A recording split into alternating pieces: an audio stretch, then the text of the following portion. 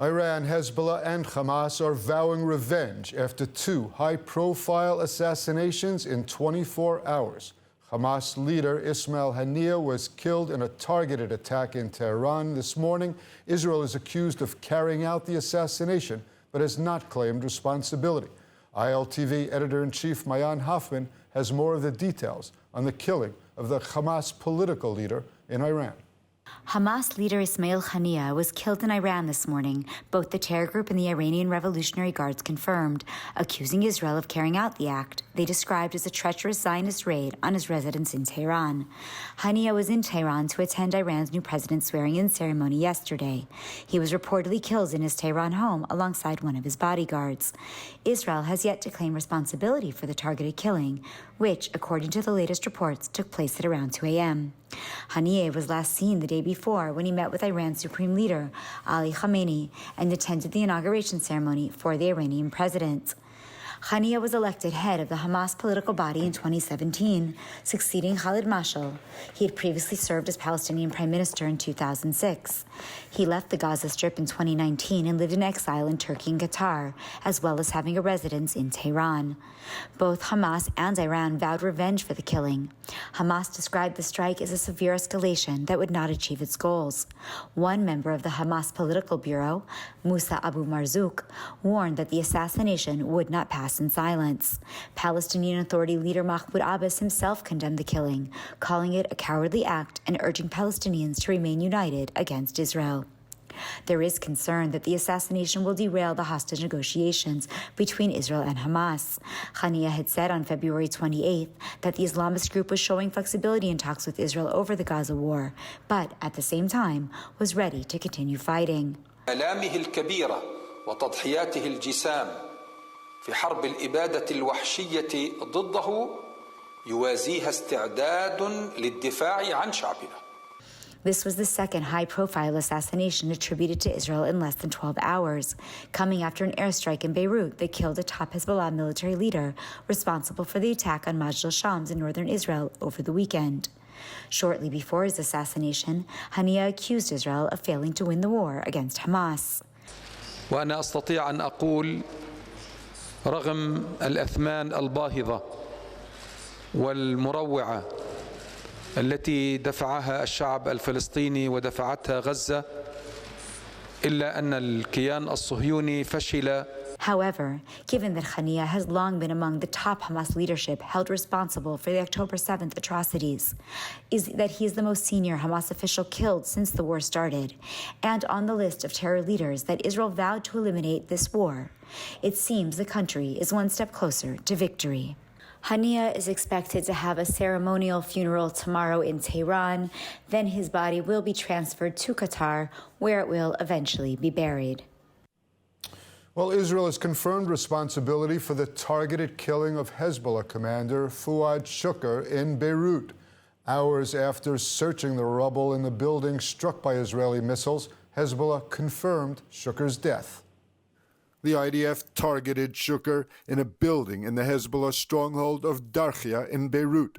The strike followed days of intensive diplomacy aimed at curbing Israel's response to Saturday's rocket strike on Majd al-Shams. While taking responsibility for the attack, Israel said Shukr was responsible for the missile strike on the Golan Heights in Majd al-Shams that killed 12 young Israelis on a soccer field and other attacks that killed Israeli civilians. The IDF will not tolerate terrorist attack on Israeli civilians. We have been responding to these attacks with precise strikes on Hezbollah commanders, terror operatives, and military infrastructures in Lebanon. Hezbollah's ongoing aggression and brutal attacks are dragging the people of Lebanon and the entire Middle East into a wider escalation. While we prefer to resolve hostilities without a wider war, the IDF is fully prepared for any scenario. Shukr was considered by Israel to be the terror group's most senior military officer and right-hand man to Chief Hassan Nasrallah. He was also wanted by the U.S. for his role in the 1983 attack on the Marines in Beirut. Vice President Kamala Harris stated support for the Israeli action. I want to address what's happened over the last few hours in terms of the Middle East and be very clear. Israel has a right to defend itself, and I unequivocally support Israel's right to remain secure and to defend the security of Israel. What we know in particular is it has a right to defend itself against a terrorist organization, which is exactly what Hezbollah is. But all of that being said, we still must work on a diplomatic solution to end these attacks, and we will continue to do that work. Thank you all. Meanwhile, the number of airlines canceling flights to Beirut has continued to rise, with international carriers scrambling to stay away from any escalation in violence across the border. Following the Israeli strike, it's unclear whether the situation in the north will continue to escalate toward all-out war. There's also speculation that following the two assassinations in Beirut and Tehran over the past 24 hours, there could be a combined Iranian-Hezbollah response. And joining us now via Zoom to discuss the dramatic developments is Tamar Ginden, an Iran specialist from the University of Haifa. First, let me just say, wow. Let's start with Tehran. Ismail Haniyeh taken out in an official residence in the Iranian capital. Israel's not claiming responsibility, but we did it, right? Well, I'm not a decision maker. I didn't, approve of this or know about it in advance, but it's got Israel's fingerprints, and I can't think of any other entity who would want to do it. So I would say it's probably Israel, not as a decision maker. We're being blamed, so if they carry out revenge, as Iran and Hamas are now both threatening, should we be more concerned now than we were 24 hours ago? I think we should be, we should be concerned for, it's almost 300 days now. From the situation within and from the situation outside, it's really, the past week has, every day there's an event that worries me, not only from an outside attack. Well, let me ask you this. But this is not, as an Iran expert, I don't know if, as an Iran expert, I don't know if we should worry more than average after a usual assassination. After the assassination of Qasem Soleimani, they threatened and they said that there will be a hard revenge. And then there were all sorts of assassinations. There were a lot of assassinations around December and January. Last December and January, and every time they threatened and they promised revenge. And then in April, when Israel, I think Israel even took responsibility for destroying the building next to the Iranian embassy, to the Islamic Republic's embassy in Damascus, and killing 7 high officials from the IRGC. Then the criticism from inside Iran, extreme right-wing criticism from within, told the government, you always promise revenge, you always talk about interim sacht, hard revenge, but you never do anything. And the people inside were a little bit too happy about the 7 new officials who became what they call cutlets. Well, let me ask really like talking about cutlets. And then they were under too much pressure to revenge, and then we had the fireworks night on April 14th, which was that they proved their point. They showed they're not afraid to attack Israel from Iranian soil.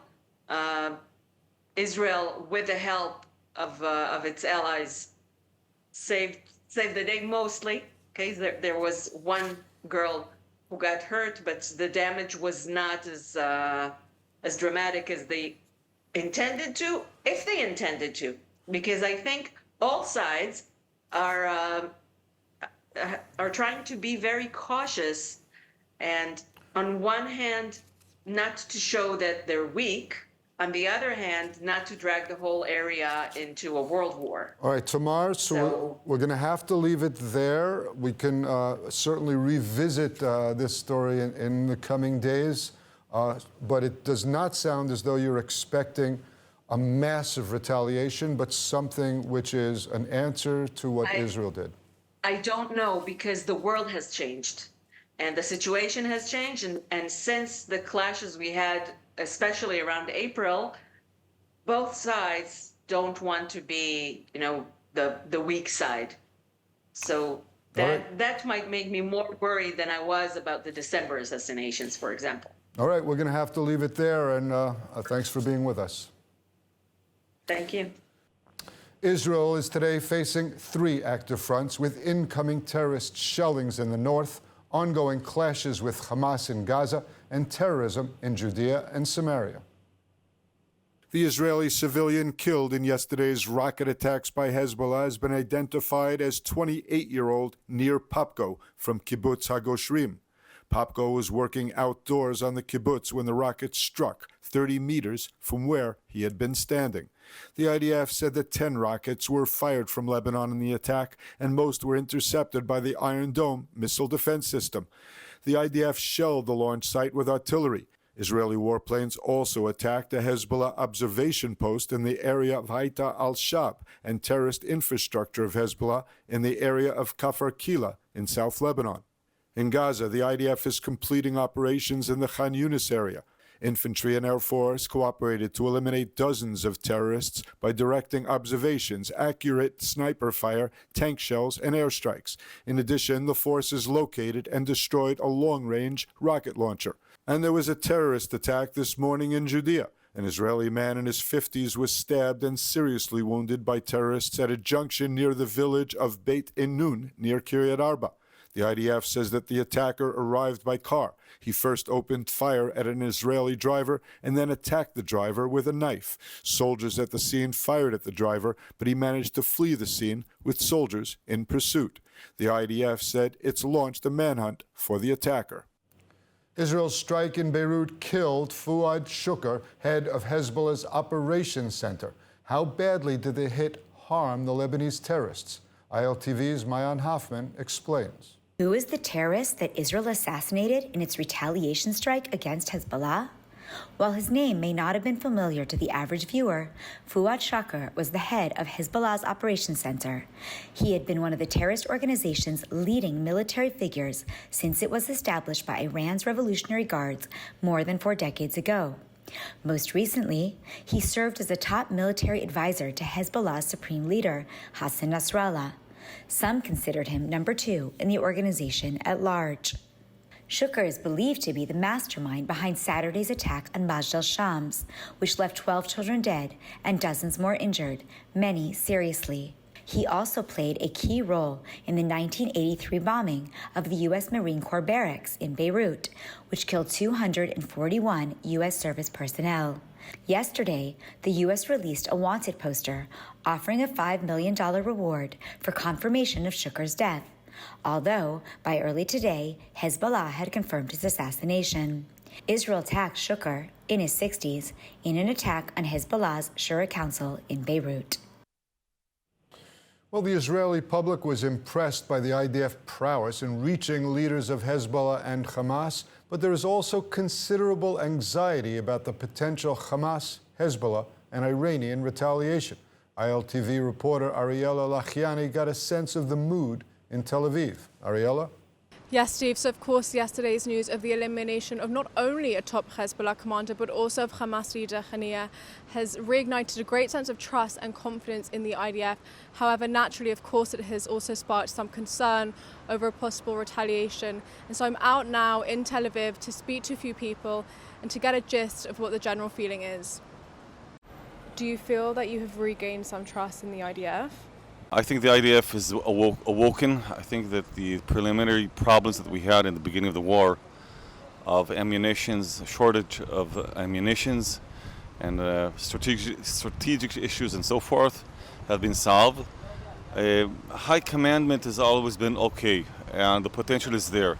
I think they did a very good job. I don't think it's easy to strike that deep inside of Lebanon and Iran and get exactly to the people that they wanted to kill without causing too much damage to civilians. So I think it's a job well done. I salute them and I thank them. And I think they did the right thing. Yeah, we get more confidence over IDF, and we feel very confident about the fact that they will go through everything until the end. So, yeah. Are you scared or worried about a possible retaliation? We live in the Middle East, and we will settle what was done to us by the methods that are done in the Middle East. I believe in Hashem, I believe in the IDF, and we've been here before, and we went through it, and this time will be no different.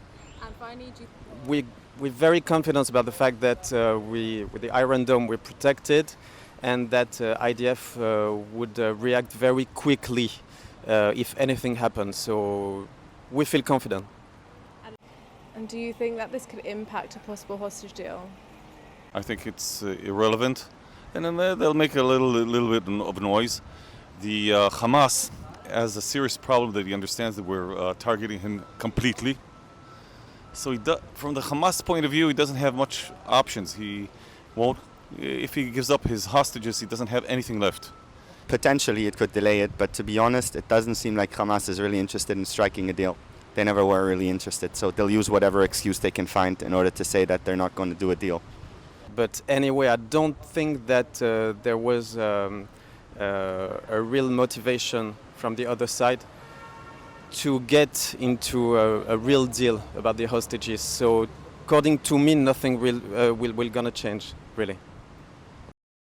And joining me now via Zoom is independent Middle East strategic intelligence analyst Avi Melamed. Avi, thanks for being with us. The decision to hit the Hamas political leader Haniyeh in the Iranian capital certainly made a bold statement. The message to Hamas is clear. What's the message, though, to Iran, and what do you think is their likely response? Well, again, assuming Israel is beyond the killing of Haniyeh, as you know, Israel did not claim any responsibility, but the message is actually to Iran that the game rules are now changed. I think that this whole series of events for the last less than 24 hours actually, to a large extent, is reshuffling the Iranian game cards. Up until now, the Iranians' master plan, as far as they are concerned, to eliminate Israel was going well. I mean, they're using proxies. They are the one dictating the pace, and basically the Iranians stayed out immune. Now there is a change in that regard, that the Iranian regime is now following the attack, and particularly the hitting Haniyeh in Tehran. The Iranian regime is now facing a double dilemma. So I think that in that regard, what we are looking at is an Israeli message to the Iranian regime that now there is some change, maybe a significant one, in the game rules. Avi, we're now on day 299 of the war in Gaza. The fighting inside Gaza has been somewhat low intensity for some days now. Has the North become the most important strategic front? And do you expect that Israel will deploy forces toward the north to focus on the potential war with Hezbollah? Yes, definitely. I think that what we're going to see particularly now is we're going to see the shift of the way from the story of Gaza towards the northern front, and rightly so, because in the end of the day, this is the big story now and in the visible future. Obviously, you mentioned before talking about contemplating possible Hezbollah's retaliation or even Iranian retaliation. So obviously the whole shift is now moving to the north. Because of the magnitude of possible deterioration in the north, obviously the geostrategic ramifications are accordingly. However, of course, it all depends upon the question, what would be the features, the size, and the outcome of what is likely to be upcoming Hezbollah/Iranian retaliation? Avi, only a few days ago, it appeared that a hostage for ceasefire deal was getting really close. Does it appear that chances for a deal are now fading amid these other developments? Is the deal no longer a priority for the Israeli government? It doesn't seem to be that it's as much a priority as it was some days ago. Well, look, as you probably know, in Israeli public opinion, there are different opinions regarding that specific questions. I don't feel that I need to delve into that specific aspect. My perspective would be, however, is that we may see some interesting shift because, as I said before, we are going to see the shifting of way from Gaza Strip to the story of the north. It may also, in a kind of like convoluted process, will result in a process where it could stimulate deal in the context of the story of Gaza. The reason for that is that we should remember that the whole involvement of Hezbollah in the war started October 8 when the Secretary General of Hezbollah, Nasrallah, basically says, look, once there is going to be a ceasefire, we are going to stop the war. We are not heading towards neither ceasefire with Hamas, and it seems like we are heading towards further escalation with Hezbollah in the north.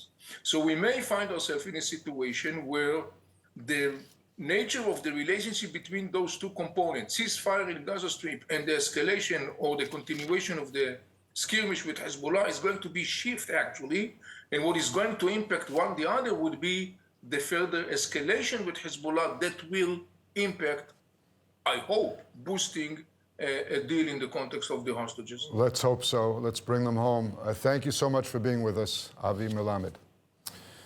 Of course. And now a moment of Hebrew and the Hebrew word of the week, where each week, along with eTeacher, we learn a new Hebrew word and relate it to the Bible, current affairs, and our everyday lives. For more information on the Rosen School of Hebrew, please scan the QR code on your screen or click the link in the description. We're back with a new set of relevant words, but first, let's see what we've already learned. Welcome to Hebrew Word of the Week. I'm Ariela, and in this segment, together with eTeacher, we explore the beauty and depth of the Hebrew language. We'll learn a new Hebrew word or phrase and see how it's used in the Bible, current events, and everyday life. Today's Hebrew word is chofesh. It means freedom in Hebrew. Chofesh embodies the idea of liberty, release, and the ability to act independently. It represents a fundamental human right to be free from oppression and coercion. The word chofesh carries deep significance within Hebrew culture and history. It reflects the ethos of liberation and self-determination, particularly emphasized in the story of the Exodus from Egypt. Chofesh signifies the pursuit of justice and the value of individual autonomy. In modern Hebrew, chofesh is used to convey various aspects of freedom, including political, personal, and intellectual freedoms that are essential in contemporary society. Here are some examples of how the word chofesh is used in a sentence. Yesh li chofesh la'asot ma shani rotza, meaning I have the freedom to do what I want. Or אנחנו נלחמים על החופש שלנו, meaning we are fighting for our freedom. So, if you're interested in learning more about the Hebrew language, check out eTeacher. This online and live course is the most established Hebrew language instruction institution. You can learn with a time-proven method for every level or start from scratch. eTeacher offers dynamic online courses with live video lessons, weekly webinars, and ample support, and allows you to connect to a lively global community for an enriched learning experience. Scan the QR code or click the link below and visit the eTeacher website today to learn more. I hope you enjoyed learning about the Hebrew word chofesh. Please join us next week for another episode of Hebrew Word of the Week. In the meantime, I encourage you to practice using the word chofesh in your own life, and feel free to share your experiences with us in the comments below. And let's take a look at the weather forecast. Clear skies are expected tonight around the country, with temperatures set to reach lows of 24 degrees Celsius or 75 degrees Fahrenheit. And then tomorrow, sunny skies and hot weather is expected, with temperatures rising to highs of 35 degrees Celsius or 96 degrees Fahrenheit. Well, that's a wrap for today's news. For the latest updates from Israel on all of your devices, be sure to follow our ILTV channels, subscribe to our newsletter, and explore our website, iltv.tv. Stay informed with the latest news straight from the heart of Israel. I'm Steve Leibowitz. Thanks for joining us.